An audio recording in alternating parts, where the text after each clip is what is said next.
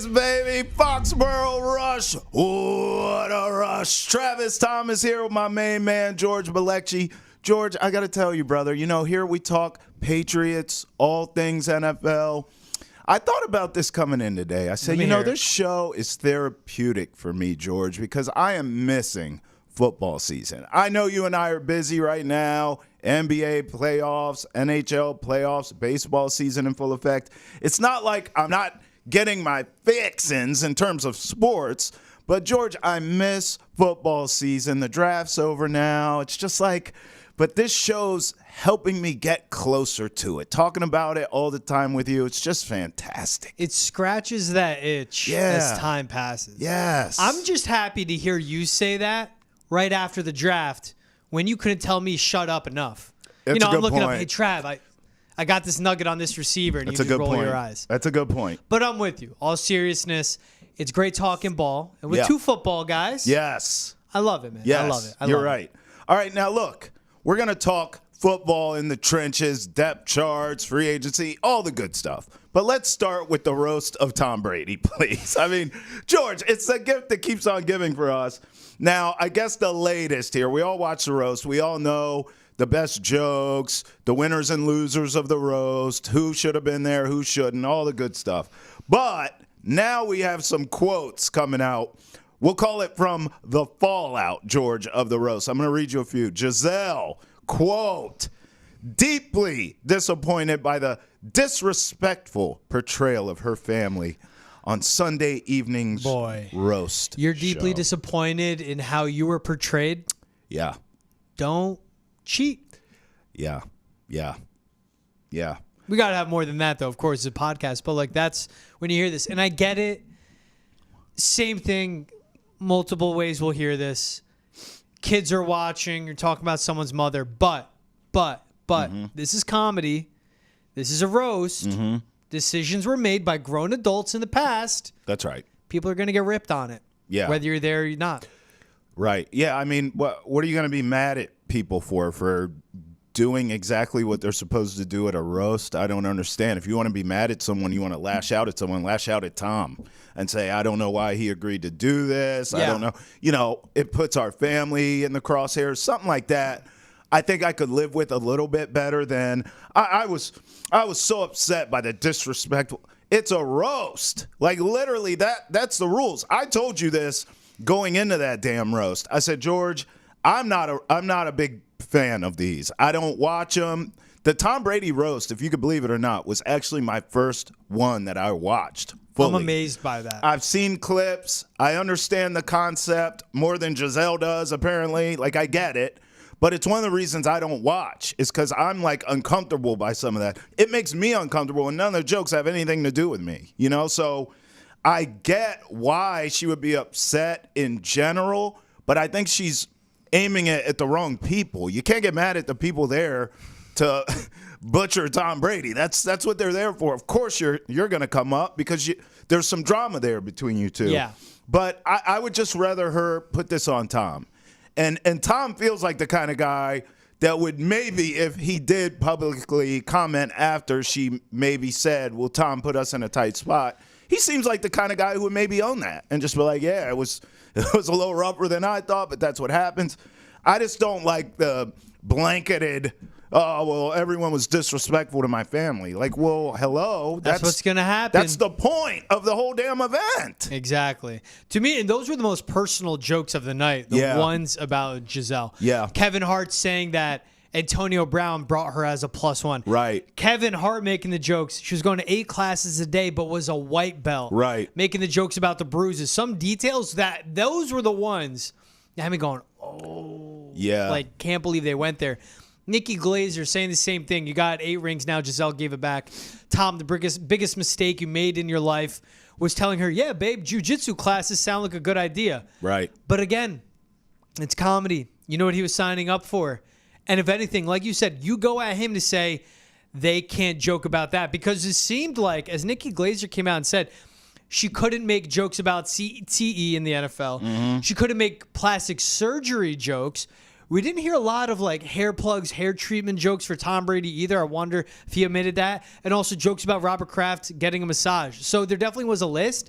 But at the same time, Tom Brady, if he was told that, if he went to the writers and said, no one can make a joke about Gisele, that would have been such a huge chunk missing out of the night. For sure. That would have been the big storyline of how do you have a 3-hour roast and not make a joke about Gisele cheating on the golden boy of America once. So it was coming. She's going to come out and do this. Right. You're right. Go to Tom and say, I'm so upset with you for signing up and doing this. Look what you're putting our family through again. Yada, yada, yada. But the deeply disappointed by the disrespectful portrayal of her family. Come on. It's what happens. Yeah. Don't cheat. Don't give me the high horse Be stuff, an adult. right? Exactly. Yeah. And some of the best jokes of the night. And Gisele, you're going to be fine. You make $20 million a year. Listen, plus. you brought this up, and you raise a great point. I mean, this guy gets upset when someone makes a joke about Robert Kraft. Yep. But meanwhile, jokes about her and the kids are just flowing like water and tequila all night long. And I mean, he cringed, but he didn't he didn't Will Smith anyone. So it's like, I think she needs to be upset with him. By the way, not for nothing here, George, like I still feel like she's going to get some profit out of this because the rumors are that he got at least $30 million from Netflix. That's a rumor. I don't know, but we know there's a big payday there. You don't think she's getting some of that money in the divorce? Of course she is. So, I mean, please. For $30 million, all I have to do is sit through 3 hours of people just crapping all over my life. Right. I would do that every week, and I wouldn't care. You do that on Foxboro Rush for less. You crap all over me. But I was thinking, actually, the reverse. Yeah. Maybe she's upset because that came after the divorce, so she's not getting 15 of that 30. I guess. I'm sure she's being taken care of, George. Yeah, exactly. And like for Tom, in a way too, maybe in a weird way, it's therapeutic for her to come out and be deeply disappointed and feel bad. Maybe that feels good on him for what she put him through. Sure. I saw it, and look, like really, that happens. It's tough for me to sympathize for anyone that is that rich or that famous. Right. But there was a tweet of, "Don't cheat on our boy." This is America's boy you're talking about. Yeah. You did him dirty. He's the most beloved guy in the country right now. So, Gisele, this is what's going to happen. Jokes definitely became vulgar, detailed more than I expected them to be. I didn't know we could do comedy like that anymore. Right. You're going to be okay. Your kids are going to be fine. All right, so look, it didn't stop there. Aaron Hernandez's ex-fiancée, Shayana Jenkins, said, quote, more quotes, George, "It's sad that I'm trying to raise my children in such a cruel world." We saw all kinds of jokes flying all night about Aaron Hernandez. Nothing about the kids specifically, but certainly about him being a murderer and even how he took his own life. And look, I cringed at all that stuff too. We watched it together, and I just didn't love it. It's like there's nothing funny about murder. There's nothing funny about suicide.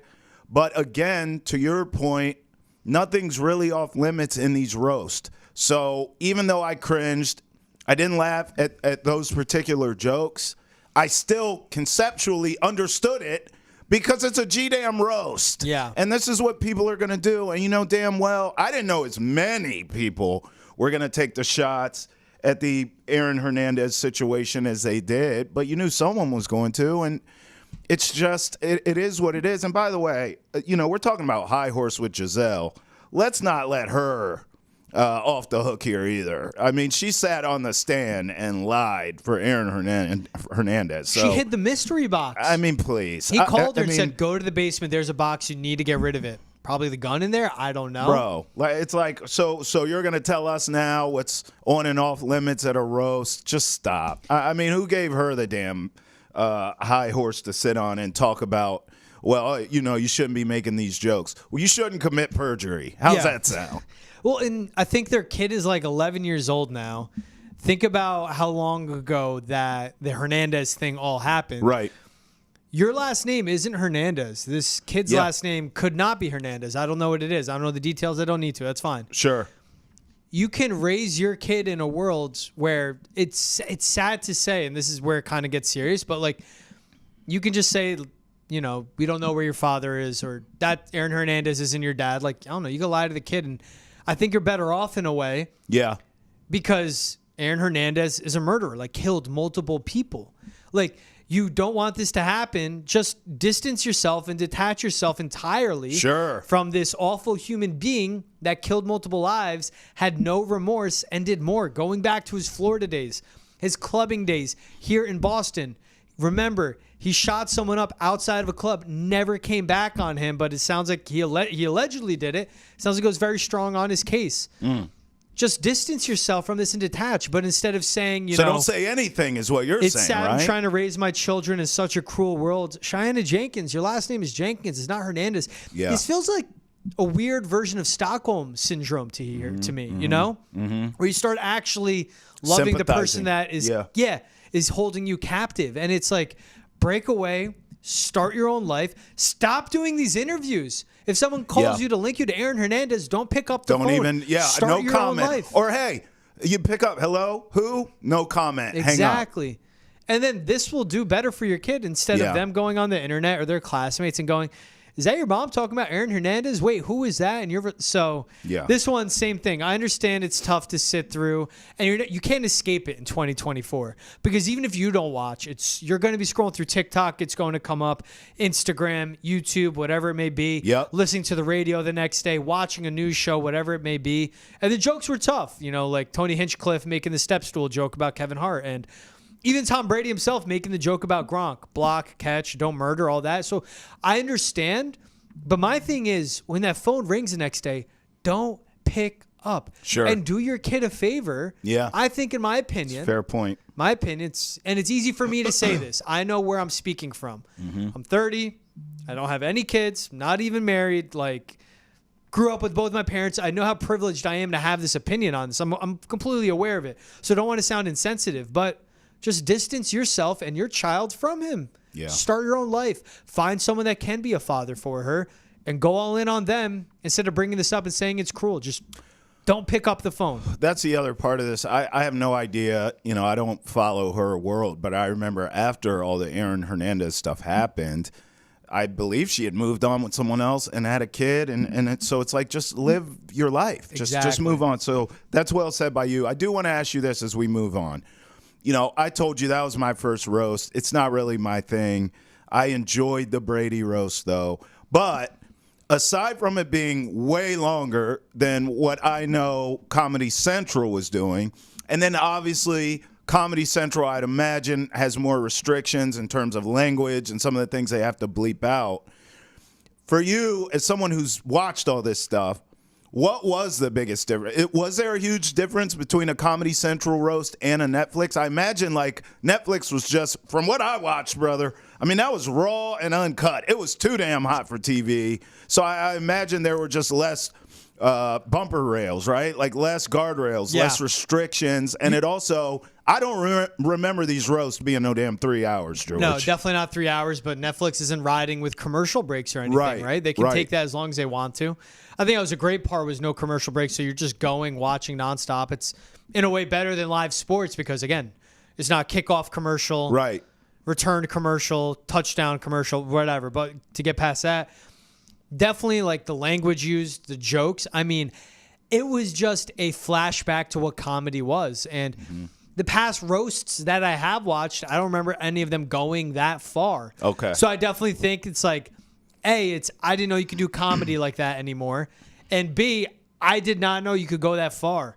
The one joke, like, and this is where I can understand someone being triggered by something. The one that didn't sit well with me was there were 9/11 jokes in there. Yeah. I didn't know you can do that. And I don't think you should, really. Right. But that's me coming from my corner of the world, and comedy's comedy. You know, what they rode with, and honestly, I'm kind of happy I didn't see any of the backlash, like articles scrolling through social media.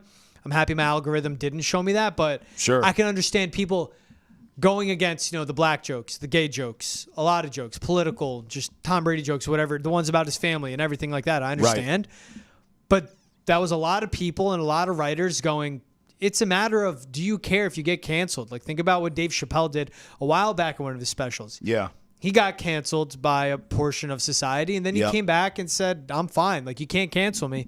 That's what we saw on Netflix, was just unapologetic, balls to the wall, going all-out comedy at the expense of Tom Brady. Yeah. And it was hilarious. Yeah. So you can let it go and you can laugh. Yeah. I think that was the biggest difference. It was just no one giving a damn. End of the day. But that's what it was. Look, I saw a bunch of articles, kind of what you're alluding to, of, was it too far? And I never bought into cancel culture in a sense of literally you're canceled, you're never allowed to talk anymore or be seen. Yeah. I actually just thought it was holding people accountable for the things they said. Agreed. And so I guess from this roast, in a sense, there is none of that.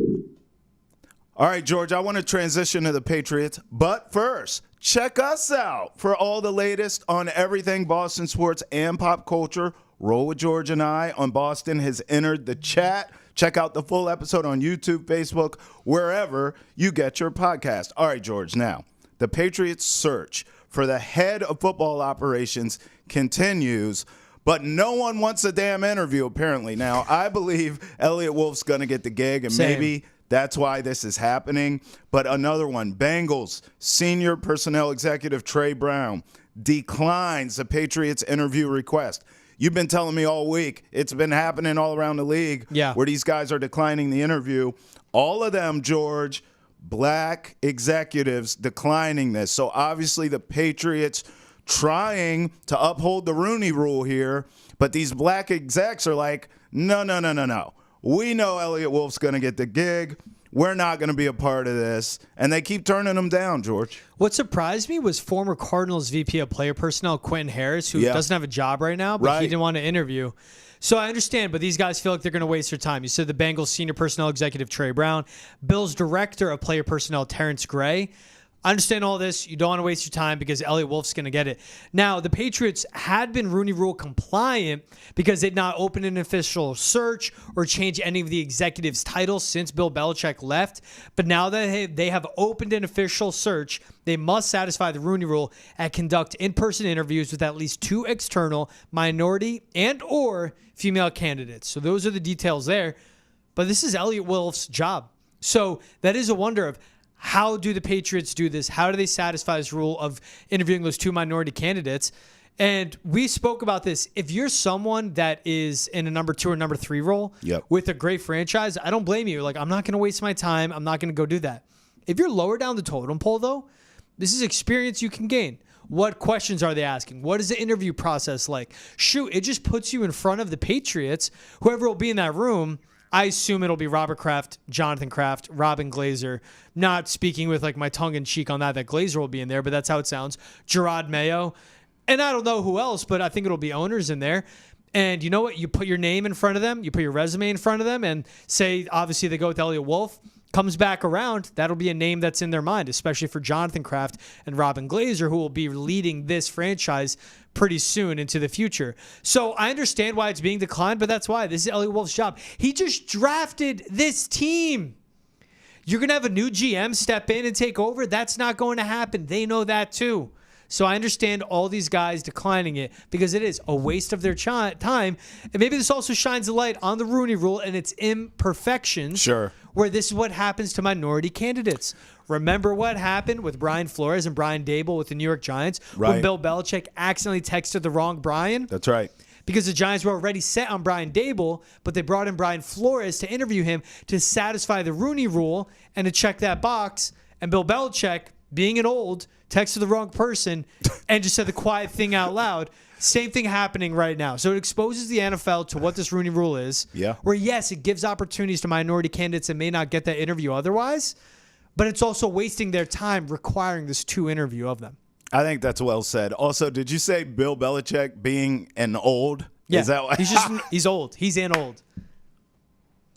I'm going to use that. That's what the youngs say now. It's a bunch of olds over there. I'm bringing that into my repertoire now. Let's do it, baby. I get it. I think it's great. The Patriots are trying to comply to the Rooney Rule. I'm a big proponent of that, obviously. I want all these coaches, all these executives of color, minorities to get an opportunity. But to your point, it needs to be fair, too. Don't bring me in for some dog and pony show when you know damn well I'm not getting the job. Although, listen, director of scouting for the Eagles, Brandon Hunt, has accepted the interview, George. So who knows? Look, I'm one of those people, I just want to get in the room and make an impression.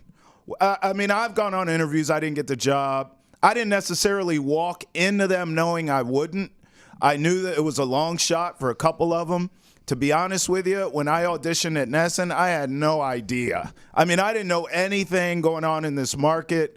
I didn't know anything. But I took the audition, and here I am. So, you know what I mean? Like, if you had told me 10 years ago I'd be in Boston covering sports, I'd have been like, you're crazy. There's no way.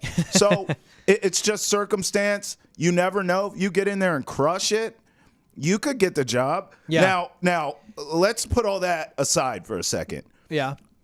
It's clear Elliott Wolf is going to get this job. Yes. And I told you draft night, because we were talking about his, kind of like his job security amongst each other. And you said, look, he doesn't really have job security now. This is an important draft. Yeah. And I said, you know what he needs for job security? Just take Drake May at 3. Get a quarterback. I'm not saying the rest of the draft doesn't matter. And we've talked about grades and all that nonsense. That's not where I'm going here. I'm going with that 3rd pick overall, George. When he said Drake May, he didn't overthink the room. He didn't trade back and try to acquire more of this. No, give me Drake May. Not taking J.J. McCarthy, right? Not taking a Michael Penix or something like that. Sticking to the script, taking Drake May, who you and I both believe was the best quarterback available at that time, at that pick.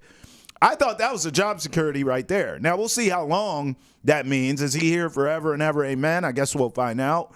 But in terms of right now, he's going to be the guy for the job. And everyone knows it. Doesn't matter what color you are. You know damn well Elliott Wolf is the guy. Because you tie your wagon, hit your wagon to a quarterback, which is a 3-year, 4-year endeavor. That's for right. a GM, for a head coach. It makes sense because that's a timeline it looks like with this franchise too. You know me, multi-year rebuild. That's my thing. But to the point I was just saying, and great job breaking that news on the Brandon Hunt, announcing as the news is breaking. Brandon Hunt, Director of Scouting. He's below Anthony Patch, Senior Director of College Scouting, and below Dave Caldwell and Matt Russell, who are both Senior Personnel Directors and Advisors to the General Manager. Right. Because think about it now. You have Howie Roseman, Executive Vice President, John Ferrari, Assistant GM, Alec Hallaby, and Assistant GM. So this goes into it. If you're low down the totem pole, go get that experience. Figure out what it's like to be interviewed by an outside party, a completely different franchise. That's right. Where no one in that room knows who you are. And maybe Brandon Hunt, if I look into his bio, maybe there's a connection to Boston. I don't know. But a young guy, 19-year scouting veteran, joined the Eagles Director of Scouting 2022 offseason. I'm not going to go through the whole thing because that's bad radio, bad podcasting. But good for him. Young guy, up and coming. He's in the Eagles. They know what they're doing drafting. Great organization. Howie Roseman. Now, Alec Hallaby has been that guy that I was saying going into this offseason. That's someone they should get for a GM. Boston guy, Ivy League educated. So he listens to analytics, but also has been learning for Howie Roseman for how long? Right. So it's a combination of being around a football guy, being analytically driven, obviously the success of the Eagles. So good on the Patriots at least. If you finally land someone, it's someone from the Howie Roseman front office tree. Right. Or it's someone like we saw Peters in the Commanders. They went to the San Francisco Niners front office tree to reach from that. So good job landing this interview. For Brendan Hunt, yes, it satisfies the Rooney Rule. But good on him getting this interview and taking it because he's lower down the totem pole in the pecking order to being in a scouting department. It'll be a great experience for him. How do you feel? Because I can speak on the Rooney Rule all I want, but I don't know what it's like to be in that where people could say, well, you do something, check the box. How do you feel about the Rooney Rule? I think it's great. I just think, like you said, it's flawed. Yeah, right? But the essence of it is needed and warranted. Yeah. But teams abuse it too. I'm not saying the Patriots are doing that. They have a black head coach for the first time in franchise history. That's fantastic. Great point. It's obvious they're not abusing it, but teams do. And so, I think it's not so much the Rooney Rule itself, it's the implementation of it and how these teams use it in earnest that matters. If you can crack down on that and enforce that, which I don't have the answers. How, Sway? I don't know, right? But if you can enforce that, then you'll really see the change that everyone's trying to make here. But good on him for taking the interview, and good on the Patriots for trying to do it. But we end with this. Elliott Wolf's going to get the job. Yes. The end. And we all know it. All right, how about this? This actually, I was offended by this, George. Tyler Boyd signs a 1-year deal with the Tennessee Titans worth up to $4.5 million. Let's look at this from a Titans perspective quickly. DeAndre Hopkins, Calvin Ridley, Tyler Boyd. I mean, they addressed offensive line in the draft. No excuses for Will Levis. Those are some pretty good weapons. Remember, you have Tony Pollard now at running back, sort of a versatile type back. Hey, man, I look at that division. We all know the Texans are awesome. You know how I feel about the Colts. I think they're being slept on. And the Jags, it's almost like, you know what, or get off the pot time for them. Yeah. And now the Titans improve here. Yeah. I mean, George, that is all of a sudden, that AFC South is brutal. So good on the Titans for getting him. I want to get your thoughts on that. But also, where I say I was offended, Patriots. I mean, come on. You got KJ Osborne. You couldn't go get this kid too? Mm-hmm. All the money you have to burn. I know I'm going back to that. Gerard Mayo said that was a mistake, but damn it. You have the money. You could have got both of these veteran guys to mix in with all these young wide receivers, and you wouldn't have to draft 2 wideouts in the draft. I don't understand it, George. $4.5 million? I would have gave the guy 8 guaranteed to come here because I can afford it, and at least I know what I'm getting. You know, I'm not saying he's a number 1 wide receiver. I'm not saying he's Justin Jefferson here. I mean, hell, he's the 3rd best receiver on the Titans. I just told you the other 2 guys he's with. But damn, I mean, he could have came here and had a shot to be number 1. I would imagine that's what he wants. I don't love this for the Patriots. This feels like a missed opportunity to me. I mean, he's a better receiver than KJ Osborne for Yes. sure. And they play the same position. Slot guys, reliable over the middle, short to intermediate route catcher.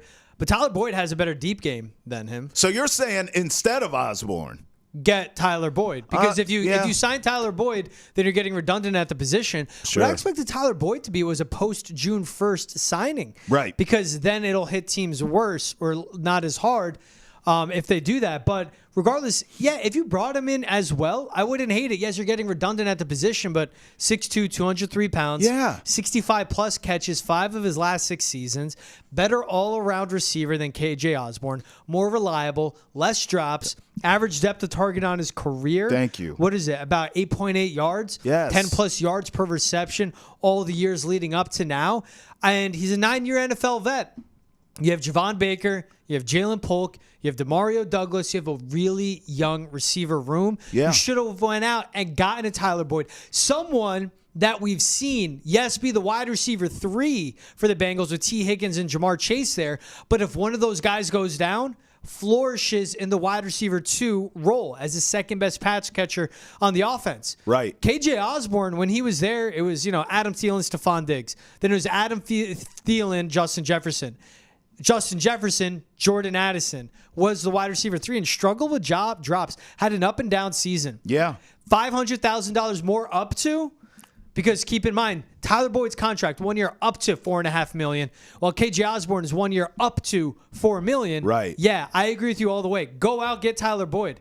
1 year, $2 million guaranteed. Shoot, maybe $2.5 million guaranteed. $3 million guaranteed. I don't care. The Odell Beckham numbers. Right. Tyler Boyd, as of late, has been a better receiver than Odell Beckham Jr. Yes, he 1 has. year, $3 million guaranteed, worth up to $4.5, $5 million, and you could have done it. And even think about it this way, because you say $500,000. Yeah, you can say it's a packed receiving room. The Patriots have $50 million in cap space right now. Tyquan Thornton, $0 guaranteed dollars on his contract. If you cut him and Jalen Reagor, who are nothings right now in that receiver room, you save $1.5 million. If you cut Juju Smith-Schuster, you only eat $2 million. So right now, Juju Smith-Schuster on your roster, you have $50 million in cap space. If you cut Juju Smith-Schuster, you only have $48 million, which still leads the NFL. Right. Should have went out, gotten Tyler Boyd, get veteran pass catchers, get guys that are reliable, get guys that are available. Because let me look at this real quick for Tyler Boyd. Cool. Last 5 seasons, 16, 15, 16, 16, 17 in games played. Available. Yeah. Exactly. Yeah. That's what you need. Continuity for your rookie quarterback and to help him learn and also experience as well for Tyler Boyd. He played with a damn good quarterback there in Cincy, too. I mean, listen. Oh, yeah. And look, I'm going to tell you, I'm glad that you came around to getting them both because I don't believe in redundancy at a position that you suck at. Like, there's no such thing as that. Like, give me Osborne and give me Boyd. Yeah. I don't care if they're the same guy because I suck as a unit at a position of need, and I'm trying to bring along a young quarterback who has all the physical tools in the world. So, who cares if they're the same guy? Someone make a damn play. So I want a room full of guys young guys who I'm waiting to see who sort of emerges, and then 2 veteran dudes who I know I can count on. I can't even count on Juju Smith-Schuster. He's a veteran wide receiver. At least these other guys you can count on. Yeah. Juju's unavailable. Mentally, you don't know where he's at. He's a pain in the ass. I mean, what are we doing? Get Osborne, get Boyd. I've never heard of Boyd being in any issues. Yeah. Correct me if I'm wrong. But, I mean, he seems to be a steady hand there in Cincy. I think it was a missed opportunity. And even with Kendrick Bourne and Pop Douglas, those guys are the same receiver when you think of receiving depth. Yes. Short target guys over the middle, reliable there, but same receiver there. You go redundant if it's KJ Osborne and Tyler Boyd. I'm fine with that, but it's all complimentary guys. Yes. And again, you talk about Drake May. This is a 1-year deal. Tyler Boyd plays to Drake May's strengths. Is a receiver, 6'2", 203 pounds. Big body, good catch radius, can go up and get it, but also comfortable across the middle. And Drake May's favorite area of the field to attack is across the middle. Yeah. Teaching Jalen Polk how to get open, how to be a professional. Teaching Javon Baker how to do that. I don't know if KJ Osborne has that, but I know Tyler Boyd has that. You should have thinking down the road. If you pay, let's go. Here we go. Now I'm really siding with you, bro. Hey. If you pay them both, so you're pouring 1 year up to $8.5 million into basically the same receiver. Right. But if Tyler Boyd helps Jalen Polk and Javon Baker become better professionals down the road, Preach. 2-3 years from now, that's water under the bridge, that extra $4.5 million you're spending right there. That's right. They should have went out and got Tyler Boyd. I completely agree. All right, now look, you brought up Jalen Polk and Javon Baker. So I'm looking at this report that the Patriots wanted Xavier Legette with the 34th pick, but we know the Panthers traded up and took him at 32. So let's talk about what could have been there, too. Xavier Legette, this is a guy you broke down a bunch leading up to the draft. And someone, I remember you compared him to Deebo Samuel. I thought, well, boy, wouldn't that be nice around here? Also, I even felt like on draft night you could go possibly even get the real Deebo Samuel, but that's another topic for another Foxboro Rush. He may still be available. But, I mean, when you see that report, what do you think? Because that's a guy I know you really valued in the pre-draft process. It's a Patriots wanted him, but they kind of sat on their hands at 34. Right. If you wanted him, you should have seen there was a run on receiver. I mean, think about all the guys taken in the first round. With the Chiefs even trading up to 28 to get Xavier Worthy. That's right. So you knew Legette was coming along. And this was a guy that I said you could get at 34 potentially, but you would say, too, he's like, I don't think he's going to be there. I'd be like, you know what? I don't think you're wrong either. Yeah. It all depends how the board falls. But how offensively heavy the first round was, how many receivers, tackles, quarterbacks went, you knew this was going to happen. And the Patriots, with all the trading, now they did try to trade with the Bills, but the Bills said no to helping out a divisional rival, which I understand. Sure, they need receivers too. But find other avenues to make that happen, to go up from 34 to 30, 34 to 31. Because, the Panthers traded up, but they really flip-flopped. They went from 33 to 32, took Xavier Legette. The Bills took Keon Coleman at 33. If they got Xavier Legette, the Patriots, and Javon Baker, oh, my God. You love this, You Javon. kidding me? You love this kid. I love Xavier Legette. Yeah, he's a project. No, Javon Baker. You love him. Dude, he is a playmaker. Catchable deep balls, he comes down with them, bro. Yeah, well. But getting aside from that, Xavier Legette is an athletic freak. Yeah. A DK Metcalf if you don't want to go Deebo Samuel. Sure. But has a ceiling to hit to be a more evolved route runner like an A.J. Brown, who this last year looked like a top 3 receiver in the NFL. So, the Patriots wanted Xavier Legette. You could want something, but are you going to do what it takes to get it? And the Patriots didn't do that. There was critique from outside executives around the NFL saying the Patriots sat on their hands. Yes, it stayed at 3, took Drake May, but stuck at 34. And you got Jalen Polk, who is their wide receiver 6 or 7, while Legette is your wide receiver 5. Yeah. Even going 3rd round, Caden Wallace, nice. There were executives that looked at Caden Wallace and go, yeah, our question was, can he move from right tackle to right guard? Now, can he move from right tackle to left tackle, right? Yeah. But the Pats just sat around, didn't want to trade back because I don't care that Bill used to do that. If you trade back and it gets you the right picks to get them, then do it, right? Right. Patriots didn't do any of that at all. Just sat on their hands.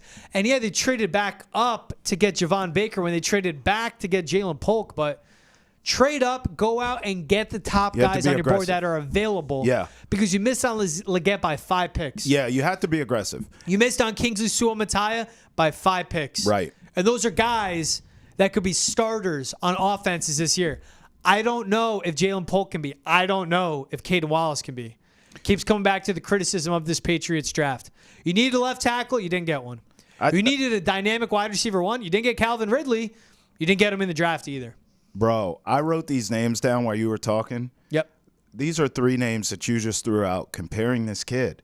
DK Metcalf, A.J. Brown, and Deebo Samuel. Yeah. I mean, my God, if this Xavier Legette guy goes to Carolina and him and Bryce Young are fantastic for 10 years, and meanwhile, Drake May is throwing to Uber drivers and substitute teachers, I mean, this is an all-time blunder. Now, obviously, we'll see if someone emerges as a true threat for Drake May. But, I mean, again, if this guy goes to Carolina and they take the league by storm, that's going to be another one that Patriots fans say, could have had that guy. They passed up on him. You know who's in Seattle when DK Metcalf came along?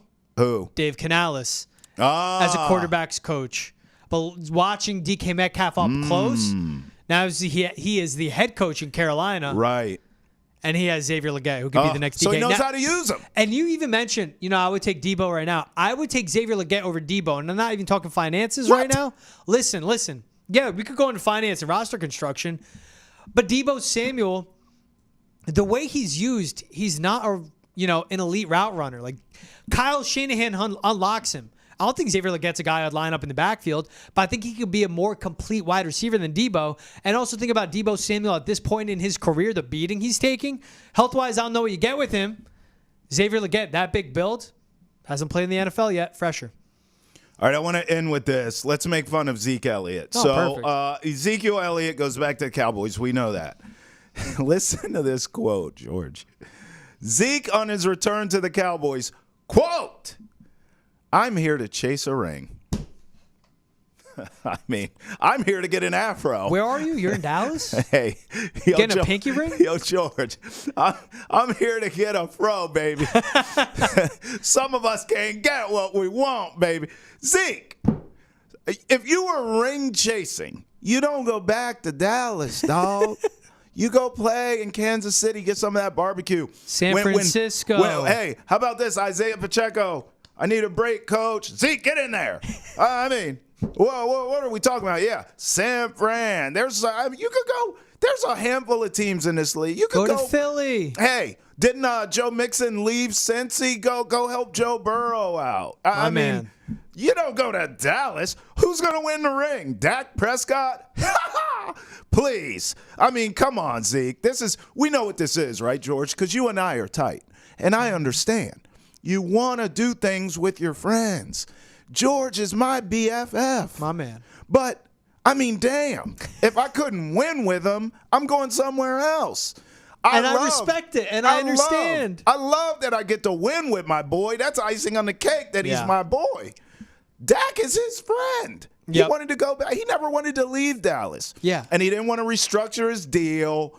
His feelings were hurt. He comes to New England. We all see he's washed. Now he goes back for pennies on the dollar because Dak's his friend. That's the truth. And you know what? Own it. Zeke, hey, Dak is my boy. I never wanted to leave. I'm back home. No one's saying anything. But when you say you're back there to win a ring, come on, bro. Seriously, now we have to make fun of you on Foxboro Rush. And I didn't want to do it. He was one of the lone I wouldn't call him a bright spot, George, but a small glimmer of something in that offense. Led him in rushing yards and receiving yards. He was a twinkle in. He was just a small twinkle in the. He was solid. He was washed, but he was all right. He was all right. He was lipstick on a pig. He was the only thing that made that offense look decent. Yes, well not said. Pretty. You're not ring chasing in Dallas, dude, bro. Cowboys haven't been past the divisional round since 1995. Right. So let's start there, and then let's get into the details. You want to win a ring? Go to San Francisco. Yes. Go to Philly. Go to Houston. Go to Cincinnati. Right? Go to L.A. Rams. Who knows what noise they can make? Go to the Buccaneers. I just named whatever amount more teams that have a legitimate shot. Yes. And go to the Jets. Right? Go to the Dolphins. You're too slow for there. Slow down with the Jets. But I'm just saying. Slow down. I give them better chances with that defense and that quarterback. Better chance to me than the Cowboys. Yeah. Like you said, it's playing with your friend. It also is, you come to New England on a 1-year deal. You're not buying anything. You're renting. You're leasing the apartment you live in. It was a prove-it deal, right? You're shipping one car over. You're going to live here 6 months out of the year. That's it. Yeah, a prove-it deal. It's a prove-it deal. He still owns his house in Dallas. He still owns whatever in Dallas. So he never wanted to leave. You know what? Yeah. Oh, yeah. I grew up in Dallas, made my money here after going to Ohio State. I'm just going to go back. It's going to be chill. I know what building I'm walking into. This is Zeke getting one more paycheck. But he can't come out and say, but he could actually. I'm comfortable here. I know the coaching staff. I know the locker room. I wanted to come back. But I'm ring chasing? Yeah, that was a strange. What you said you want an afro? Bro, I want to be 5'10". I'm 5'6". I want to be 6 foot. The fact that I only say 5'10", come on. You gotta set hell no. You gotta set the bar higher. I want to be 6'1". There you go. Thank you. And up. Go up, George. 6'3". Let's go, George. 6'3". Power forward, baby. 6'3", yoked like the next DK Metcalf. That's what I want to be. But exactly. And it's not gonna happen. It's all good. I am what I am. Dallas now is what they is. Well, look, I thought the draft was actually pretty telling because we know they need an actual running back, right? I'm trying to be as disrespectful as possible to Zeke. He's washed. So they need a real running back. And I think they could have used another receiver. They didn't really do either. They did get some offensive line help. Yeah. They did address some defense in the draft. They got Malachi Corley out of Western Kentucky. I kind of feel like, and they didn't do really anything in free agency. I know Dak's eating up a lot of the money. They re-signed their long snapper, Trav. Oh, yeah. Well. Come on. That's going to get that ring. And their swing tackle. There you go. That's going to get the ring. So I look at this I don't even think the Cowboys really buy into Dak in a sense. Soft rebuild. You went tackle, edge, guard, your first 3 picks in this draft. Let me ask you this. Are they preparing for life after Dak? Does it feel like that to you? Well, address the needs right now. You lose offensive tackle and Tyron Smith to free agency. You have needs all over your offensive line. They were great, but they got old. Right. Defensive line, same thing. These are the beginning spots of rebuilding a team. Yeah. Now, what you do with CeeDee Lamb, that's another story. But you have that number one receiver. You know what you got. Him. But you know what you get with Dak Prescott. At this point, he is what he is. Yeah. Comes up short on the biggest stages. You just got ran off your home field by Jordan Love and the Green Bay Packers. Mm-hmm. They saw errors up front in the trenches, and that's what teams do. Build inside out, front to back. That's what this draft felt like, a soft rebuild. What the Buffalo Bills are doing, a soft rebuild. Getting over that money they spent on the defensive line and the defensive side. The Cowboys are trying to get over that money they spent on the offensive line, get some young guys in there, but also what they're paying under center. And even a bad contract like what they gave Zeke, because he was still collecting money from the Cowboys. They had to eat on the dead cap, and now they're paying him again. So they're paying him when they told him to go away, and now they're paying him to come back. They're just trying to figure things out and hit a rebuild without completely bottoming out. That's what the Cowboys are doing right now. And that's fine. You just got to tell Zeke. You know what's interesting? You brought up the Bills, like a soft rebuild. I think that's a great analogy. And they have so much in common, the Bills and the Cowboys. They both have, in my opinion, kind of like lame duck coaches at this point. I think fat mouth Mike McCarthy could be in trouble. Last year of his contract, I think Sean McDermott could be in trouble. Yeah. And then both of them are leaning heavily on their highly paid quarterbacks. We know Josh Allen's better, but I'm just saying, you're leaning on them to do every damn thing here. It's an interesting dichotomy between the Cowboys and Bills there on that. Would you call it soft rebuild? And the Cowboys got to get correct before like the that. Giants could potentially pass them. Oh, right. I believe in that front office and Sheen in New York, and I like Brian Daboll as a head coach too. And we know where the Eagles are. I mean, they're leaps and bounds above everybody. And, hey, all intents and purposes, too, the Commanders, to me, made the right hire with Jason Peters to lead their personnel department in front office. Got the quarterback, exactly. They got a lot more to do. But the Cowboys can just be, Groundhog's Day. Again, haven't passed a divisional round since 1995. For the best content of the day, follow us on Facebook, X, Instagram, YouTube, and TikTok. Travis Thomas, George Balekji. That's it for Foxboro Rush. Peace. Later.